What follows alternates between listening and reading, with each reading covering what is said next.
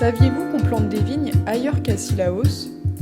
Parallèle Sud vous emmène en reportage à Saint-Leu sur la plantation de raisins blancs des Thébaudins. Stéphane et Florian, un père et son fils, se sont lancés dans cette aventure il y a quelques années et vivent dans un container à proximité du champ.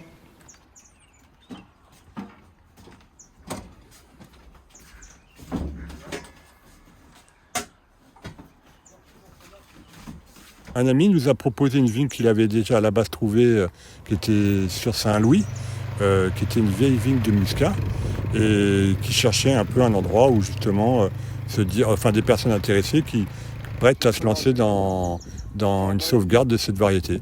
Donc nous on a pris l'occasion, on a donc récupéré ces petites boutures qu'on a plantées, qu'on a démultipliées jusqu'à temps d'avoir ce carreau de raisin. On s'est intéressé avec mon fils il y a quelques années à isoler des variétés de vignes locales qui étaient déjà acclimatées, adaptées, et on a développé un petit carreau un peu expérimental à la base. En parallèle de leur exploitation expérimentale, les Thébaudins vendent des boutures aux particuliers. Ils possèdent 3 variétés de raisins de table.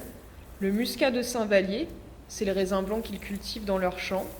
Une variété de raisin blanc non identifiée, récupérée sur une vieille souche à Saint-Leu, dont le goût serait proche du géranium. Et la variété Isabelle, le raisin rouge emblématique que l'on retrouve à Cilaos. Et on a déjà eu là pour l'instant de bons résultats, où on a pu transformer déjà un peu nos vignes, à faire de valoriser en confiture, en gelée et en sirop aussi. Ça m'a apporté que maintenant j'ai connais plus sur le raisin.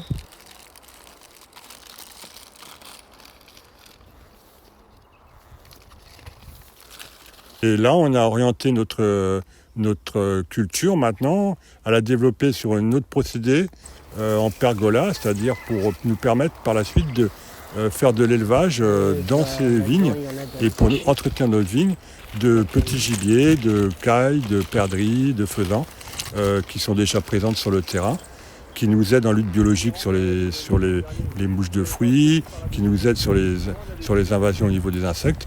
Donc de rentrer dans une réflexion de polyculture et d'élevage. Le but, c'est d'arriver à avoir quelque chose qui se rapproche du pastoral, à savoir que ces cailles et ces perdrix soient élevés par le milieu naturel.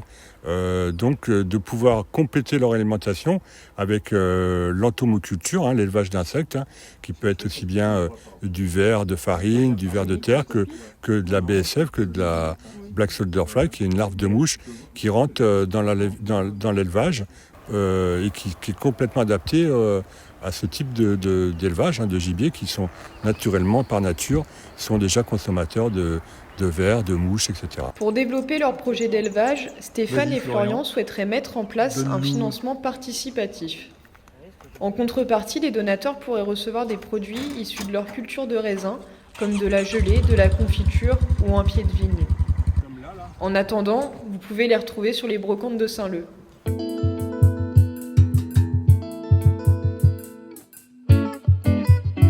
Si vous avez aimé cette vidéo de Parallèle Sud, média réunionnais indépendant, partagez-la. Et si vous voulez soutenir la liberté de la presse, faites un don sur notre site parallèlesud.com. L'info est un droit, mais elle a un prix.